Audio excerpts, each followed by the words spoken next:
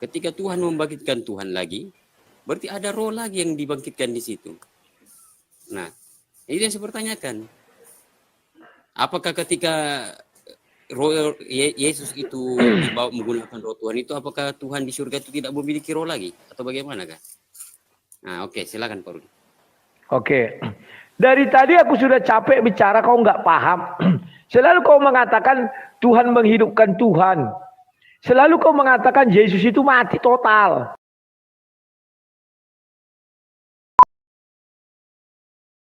Halo Zafran, selamat malam Zafran. Ya, selamat malam Pak Rudi. Silakan, kita berbicara bergantian. Kalau ada delay, makanya harus ada kalimat silakan baru dijawab. Kalau nggak ada silakan menengwai atau diam saja. Silakan. Ini saya mau bertanya nih tentang 1 Korintus 6 ayat 14. Itu bagaimana itu? Bentar. 1 Korintus 6. Ayat berapa? 14. Allah yang membangkitkan Tuhan akan membangkitkan kita juga oleh kuasanya. Yang mau ditanyakan apa? Itu Tuhan membangkitkan Tuhan itu bagaimana itu, Pak? Oke, aku jelaskan. Sabar dulu ya. Ya. Sedalam setiap pengajaran saya itu cukup jelas. Matikan dulu mikmu. Karena ada angin-anginnya, sakit telingaku. Karena telingaku akhir-akhir ini peka. Enggak tahu kenapa. Ya. Dalam pengajaran saya selalu saya tegas dalam mengajar. Saya mengatakan kematian Yesus ada 2 ruang. 1 ruang dalam kubur, yang kedua ruang luar kubur. Yang berbicara adalah Rasul Paulus. Rasul Paulus adalah orang di luar kubur. Sementara Yesus adalah orang di dalam kubur dan malaikat juga ada orang dalam kubur. Rasul Paulus sama dengan saya, sama dengan yang lain. Beranggapan Yesus itu mati karena diturunkan dari kayu salib dan dikuburkan. Mati. Sudah. Dan pada hari yang ketiga bangkit karena orang datang pada hari yang ketiga ke kubur itu. Andai kata orang datang ke kubur itu hari pertama pun Yesus sudah tidak ada di situ, tetap sudah bangkit. Tapi karena kejadiannya saat itu pas hari ketiga mereka datang ke situ, ternyata Yesus tidak ditemukan lagi. Dari mana saya tahu itu? Baca aja Lukas 24 ayat 5. Apa dikatakannya? Tunggu aku buka ya. Ini. Lukas 24 ayat 5. Jadi kalau bicara kebangkitan Yesus ini asik. Mereka sangat ketakutan dan menundukkan kepala, tetapi kedua orang itu berkata kepada mereka, "Mengapa kamu mencari dia yang hidup di antara orang mati?" Gak ada dibilang mengapa engkau mencari yang bangkit. Malaikat di dalam kubur tidak pernah mengatakan Yesus bangkit. Tetapi semua manusia di luar kubur mengatakan Yesus bangkit. Ucapan Paulus tadi ucapan orang di luar kubur. Paham ya? Silakan. Begini Pak Rudi. Ketika Yesus itu mati, yang mati itu kemanusiaannya kan? Kujelaskan.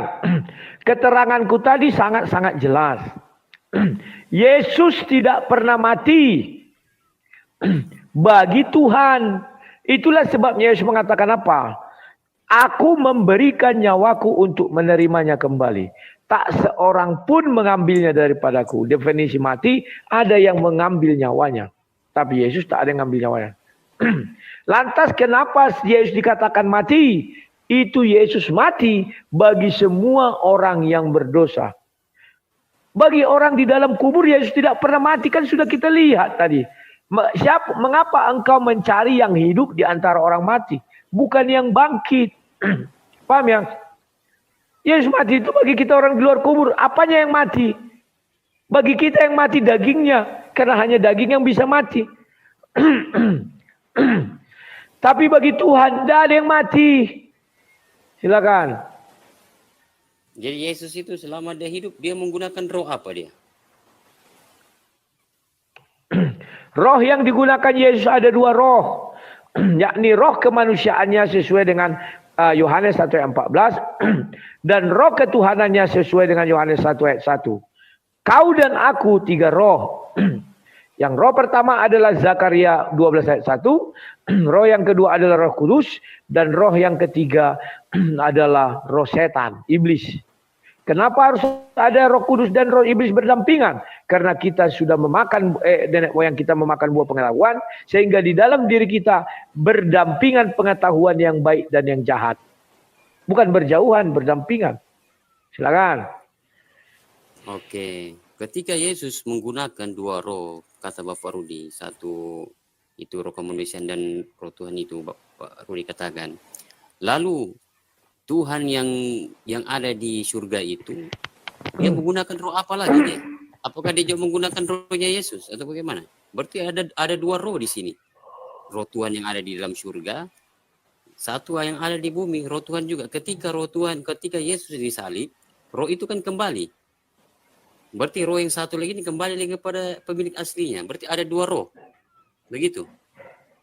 Nah, ketika Tuhan membangkitkan Tuhan, itu bagaimana tuh? Tuhan turunkan lagi rohnya lagi yang satu turun lagi ke bawah gitu. Berarti ada dua Tuhan di situ. Bagaimana itu? Dua roh. Nah, coba Oke, aku jelaskan. Tadi cukup jelas saya menjelaskan.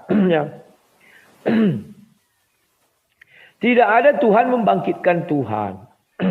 Mengapa umat muslim tidak sampai otaknya ke sini? Karena Tuhan mereka tidak maha hadir. Tuhan kami maha hadir. 1 miliar, 3 miliar orang Kristen. Di dalam 3 miliar orang itu Tuhan hadir berbarengan. Dalam waktu yang bersamaan. Detiknya sama. Di bawah detik apalagi? Sama. Dia hadir. Itu namanya maha hadir. Gak perlu diutusnya rohnya sama saya. Sehingga istri saya kosong rohnya. Roh Tuhan. Tidak ada kayak gitu. Langsung ada di seluruh. Contoh kemahadiran Tuhan. Perhatikanlah kita dalam YouTube ini. Roh Saya ini maha hadir. Saya tanya roh ini. Roh yang saya tanyakan. Itu ada berapa roh di situ? Tolong kau diam. Kan perjanjian tidak boleh bicara sebelum dibilang silakan. Tadi kau bicara, aku diam. Kau bukan mencari kebenaran. Hanya mencari ruang untuk menghujat, tidak boleh ya. Kita ini punya aturan. Ketika aku bicara, kau diam. Ketika kau bicara, aku kan diam dari tadi. Ku dengar-dengar gini. Ya, paham itu. Ini bukan ruang lomba kuat-kuatan muncung. Lebih baik ku kick orang daripada lomba kuat-kuatan muncung. Karena tidak akan tersampaikan nanti. Ya. Bapak itu adalah roh katanya. Dan dia maha hadir. Dia hadir di seluruh diri manusia. Pahami dulu itu. Jangan kau kira roh Tuhan itu masuk dulu ke diri saya. Di dalam diri istri saya nggak ada roh Tuhan. Di dalam diri kau yang jauh dari kami tak ada roh Tuhan. Enggak. Di dalam diri katakan manusia sekarang 6 miliar. Ada roh Tuhan semuanya. Kenapa? Roh lah yang menghidupkan. Baca Yohanes 6 ayat 63. Bagaimana dengan Yesus? Yesus tidak punya pengetahuan yang jahat. Makanya aku bilang roh Yesus hanya dua. Roh kemanusiaannya dan roh ketuhanannya. Roh ketuhanannya bagaimana? Kan Tuhan maha hadir, aku bilang. Tuhan di sorga, Bapa di sorga. Yesus di dalam dunia. Rohnya hadir dalam diri Yesus. Dan Bapa yang adalah roh itu tetap di sorga. Santai, slow. Sudah. Maka dari mana saya tahu roh Tuhan Yesus ada dua? Pertama dari Yohanes 1 ayat 1 dan dari Yohanes 1 ayat 14. Dia memiliki ketuhanan dan memiliki kemanusiaan. Satu lagi dari mana? Ketika Yesus mengatakan Eloi, Eloi lama sabachthani. Allahku, Allahku, mengapa engkau meninggalkan aku? Roh Tuhan keluar dulu dari Yesus. Paham ya? Tinggallah roh kemanusiaannya. Demikian juga lah semua manusia. Selagi masih ada di dalam diri kita roh Tuhan, kita nggak bisa mati. Demikian juga Yesus. Selagi masih ada di dalam dirinya roh Tuhan, dia tidak bisa menyerahkan nyawanya. Maka setelah itu keluar, baru dikatakan, lalu dia menyerahkan nyawanya. Paham ya? Diserahkannya lah nyawanya. Baru dia dikatakan oleh manusia, mati. Manusia bilang mati. Dia depan Tuhan tidak ada mati, batu aja bisa dihidupkan Tuhan. Paham, silakan bertanya. Kan enak. Kalau udah aku bilang silakan, kau berbicara lah, sepuasmu. Silakan. Oke. Enggak, saya begini Pak Rudi. Saya hanya fokus kepada roh Tuhan itu yang ada di surga itu. ya kan? Dia kan hidup di sana kan, berarti dia memiliki roh, ya kan? Nah, ketika rohnya Yesus itu naik juga ke atas, yang katanya Parodi, roh Tuhan itu naik ke atas. Nah, ini kan masing-masing memiliki roh. Satu ada rohnya di surga, yang satu lagi ada rohnya di dunia. Nah, makanya saya bertanya tentang 1 Timotius itu tadi, Tuhan membangkitkan Tuhan, berarti di situ kan ada dua roh di situ, Pak Rudi. Ketika Tuhan membangkitkan Tuhan lagi, berarti ada roh lagi yang dibangkitkan di situ. Nah, ini yang saya pertanyakan. Apakah ketika roh Yesus itu dibawa menggunakan roh Tuhan itu, apakah Tuhan di surga itu tidak memiliki roh lagi? Atau bagaimana kan? Nah, oke, silakan Pak Rudi. Oke. Dari tadi aku sudah capek bicara, kau nggak paham. Selalu kau mengatakan Tuhan menghidupkan Tuhan. Selalu kau mengatakan Yesus itu mati total. Tidak ada pernyataan saya seperti itu. Melihat kematian Yesus dengan tegas saya katakan, tidak bisa dari satu sisi.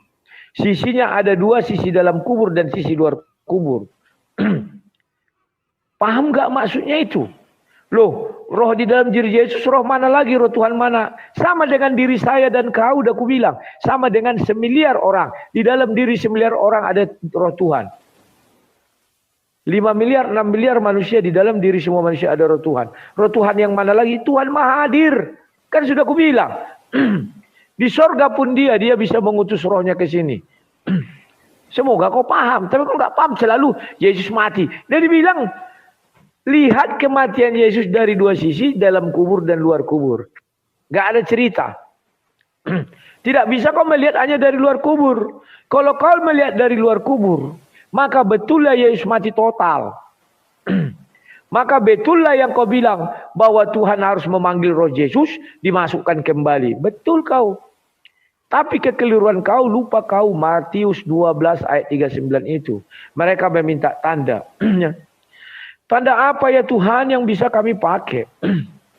Tanda Yunus katanya. Yunus di perut ikan mati? Enggak. Apa kata Yunus? Dari dalam dunia orang mati aku menyeru namamu.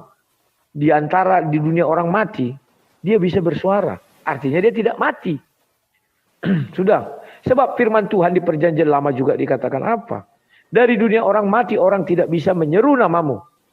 Berarti Yunus tidak pernah mati. Demikian juga Yesus. Dia hidup di antara orang mati. Kau cari di 4 Injil sinoptik, ada enggak malaikat mengatakan dia bangkit dari antara orang mati? Enggak ada. Yang mengatakan dia bangkit itu manusia di luar kubur. Karena Yesus ini mati, itu bagi semua orang pendosa. Termasuk kau dan saya, termasuk Rasul Paulus, semuanya. Paham ya? Jangan lagi kau ulang. Begitu kau ulang, Yesus mati, rohnya mana, ku sepak kau. Silakan. Aduh, susah lah kalau seperti itu. Saya kan cuma bertanya Pak Rudi, ada berapa rohnya? Itu aja pertanyaan saya, simpel aja. Berarti di sepak kau sudah ku jawab ada berapa rohnya. Tuhan itu Maha Hadir. Rohnya ada 2. Dari tadi aku buat 2 rohnya. Masa enggak kau dengar 2 rohnya? Kacau kau bah. Di dalam pengadilan dilarang bertanya hal yang sama 2 kali.